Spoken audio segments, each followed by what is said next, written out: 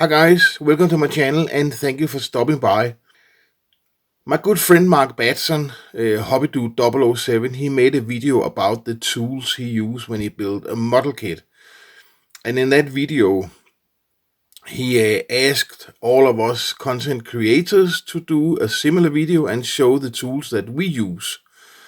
And when Mark Batson asked for that, we'll give that to Mark Batson. So here is my tools video.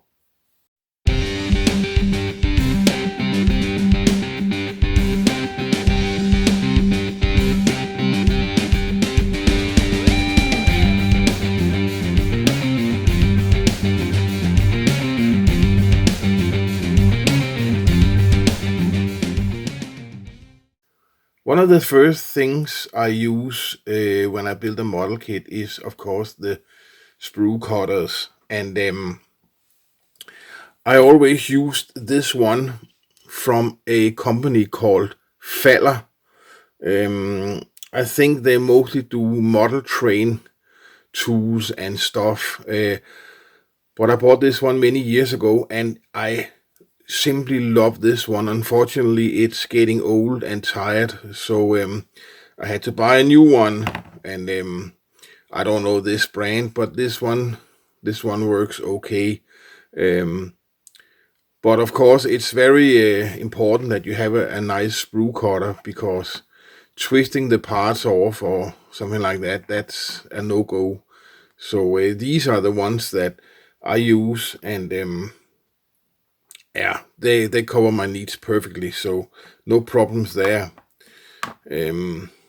Hobby knives, yeah, you know, of course, the XL knives with the number 11 blades. I also have with a chisel blade. This is perfect for removing badges or lists or whatever on the cars. I really like this one also. Of course, plenty extra new blades for them also, and a very cheap type of knife that I use a lot is actually these. I guess you know them.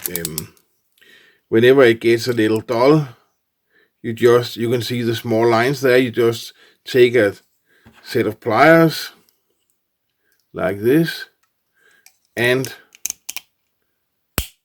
you break one off, and then you have a perfectly sharp one again. So I use those a lot also. They're very cheap and you can get them in different sizes. And but I got used to these now, and I actually use these more than the XL knives.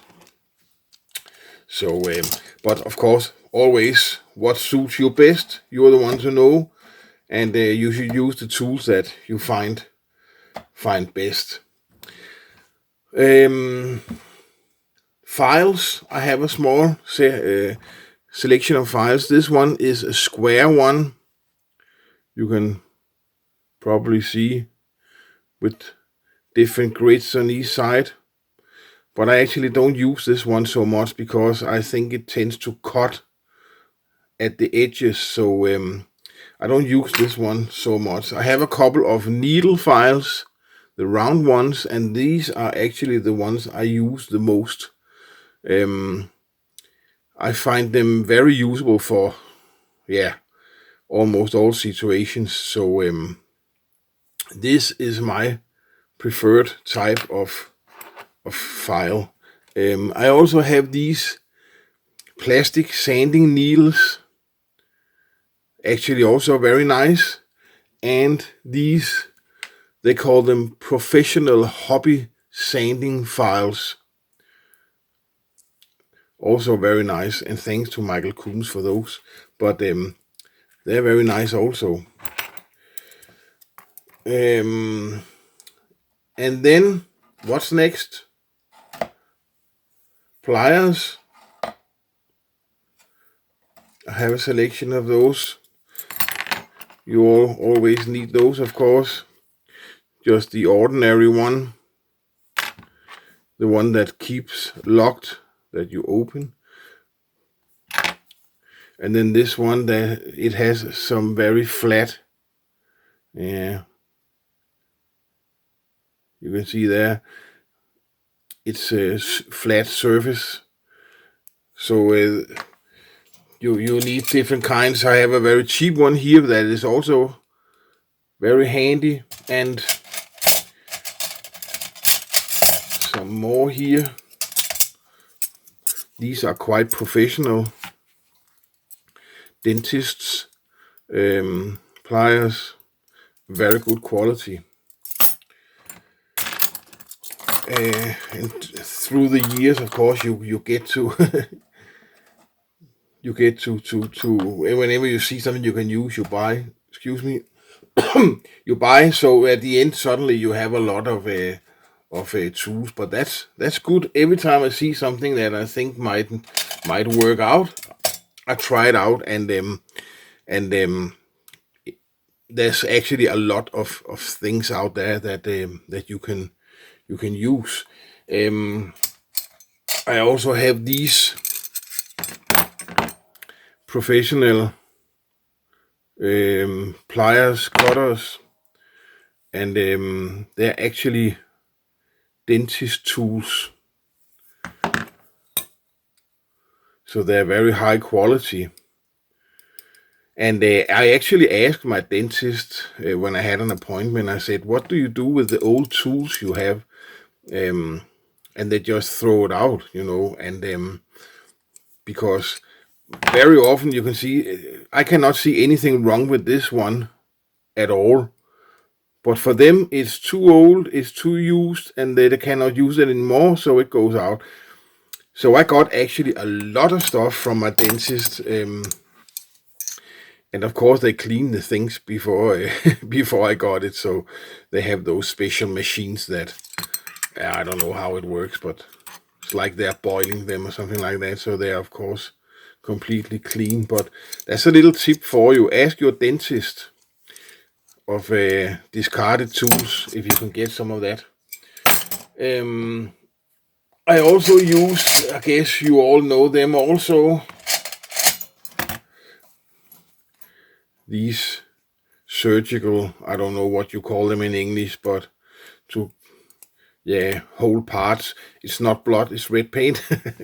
But they're very handy when you need to paint small parts or whatever. You can use them for that. Of course, I also have these with the small crocodile. Thanks to Michael Coombs again. Very, very handy tools. Then I often use, if I need to cut something, chop a roof or whatever. Of course, again, you probably all know the ordinary saw, and not so much to say about that really.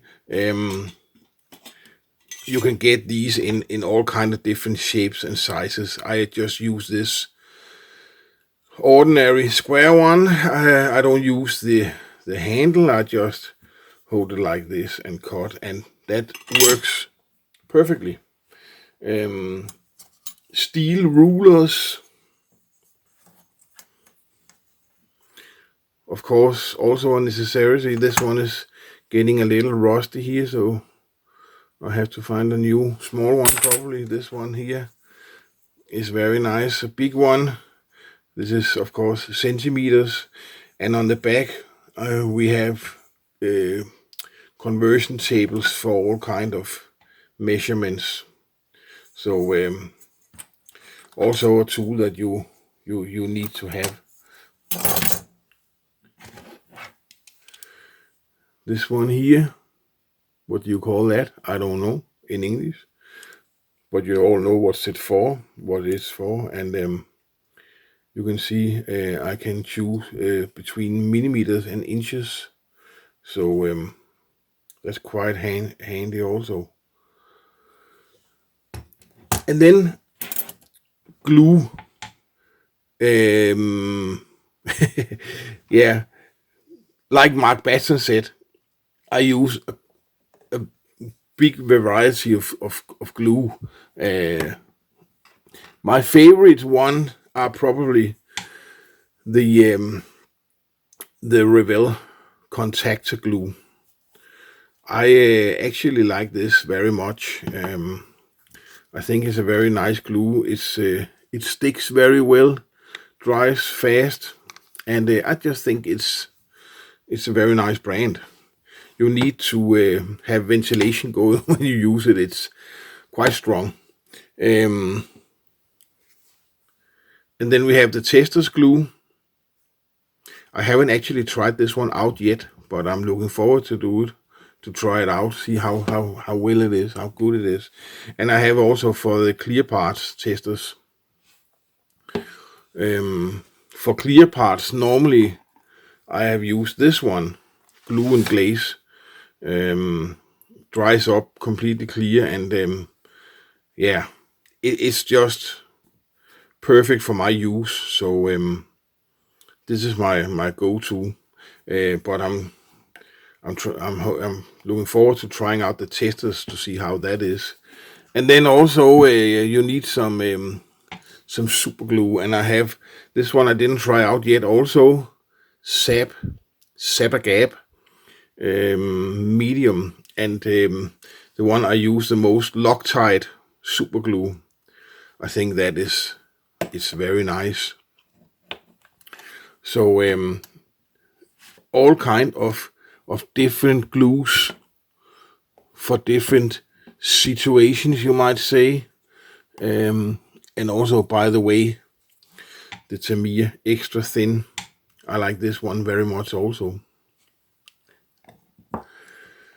Another thing that I use a lot is these ordinary toothpicks. Not much to say about those. Wood. I use, excuse me, I bumped the camera. I use like matches without the, yeah, you can't light them, it's just the wooden part, you know. For a lot of things, for instance, you can shape it a little bit, use it for raised letters on tires and like that. A lot of things to where they come in handy. And then I have these very big toothpicks, which are, you can see they are flat in one end. So I often use them for applying, for instance, Putty in places where it's not so easy to reach and like that. And Putty, I use now the Tamiya white Putty, and I think it's okay. Before I used the green Putty from Squadron, and I thought that one was absolutely perfect for model building. But suddenly they changed the recipe or whatever. Maybe they thought it was too unhealthy, or I don't know what happened, but they changed the recipe, and you know, it's just, when I bought a new one, it was just like somebody blow their nose. You know, it was no good for anything, waste of money. And I actually wrote the the company and complained about it, because they had the perfect product and they simply ruined it. So I think that was a big shame. But anyway, I tried the Tamiya white Putty. I was recommended to try this one out, and it's actually, I'm very happy for this one also. It's actually very good. It's a little harder to sand than the Squadron green Putty, I think, but it's no problem. Just takes a little more work, but that's what I'm using for Putty. By the way, I also have, just for fun, this glue. But I don't use it. It's very, very, very rare I use it. When you use it, you know, it makes those glue threads from the part to the tube, and it's a mess sometimes, but it's funny and it's nostalgic, and I just have this one on my workbench also. That is actually the tools I use the most. I want to show you a little something though. All of these tools here, not all maybe, but most of them are actually the ones I got from my dentist. This one I bought myself for using for Putty. And this one is one that I bought for myself. But all of these I got from my dentist for free, because they were not going to use them anymore. And as you can see, you have all kind of scraping thingies, very, very pointy, very sharp, and no matter what your job is on the model, you can always find a tool that's works. So again, guys, ask your dentist, because if these things are just going in the recycling bin, you might as well get it and use it for the model building. So I can recommend trying to ask your dentist for that. And as I mentioned before, these are from the dentist also, and these very, very nice pliers are from the dentist also. So next time you go to the dentist, ask for discarded tools if they will save them for you. But actually, guys, that was it. Almost. I can just show you that I also use, of course, like you probably know it all of you, different kind of sanding sticks. These are found in the beauty department in a store. They also always have a lot of things that we can actually use, but all kind of sanding materials. So not that one, this one also. Oops, there was one more I forgot, and that is one of the most important, because I'm actually surprised that a lot of guys don't know this one, and I think that is a big crying shame, because I think it is an absolute fantastic tool to use, and that is this one, my good old Flexi file. I don't know if you know this tool, but you can get different grids of sanding paper for it, for the Flexi file. And you can see here, you just put it on like that. There's a little loop in the end, and then you just, and the smart thing is with this one, imagine you have a 40 Ford with a very round roof. When you use this one, it follows the contour of the part you are sanding. So I think for chopping roofs and yeah, a lot of things, the Flexi file is absolutely a genius tool. So if you don't know it and you don't have one, I will absolutely recommend that you get yourself a Flexi file. That is genius. So that's it, guys. I don't want to show you anymore now. I still have a lot of knickknacks and things, but most of it you probably know anyway. This was the most important when I built my models, and I'm actually enjoying watching all of you guys' videos to see what you use and to see if you can learn something new. We can all learn all the time, so it's a very nice idea for a video, Mark. So thank you for that. So I can see the time is going fast, so I stop now before I talk you to death. So take care, guys. I'll see you in my next video. Thank you for watching. Bye bye.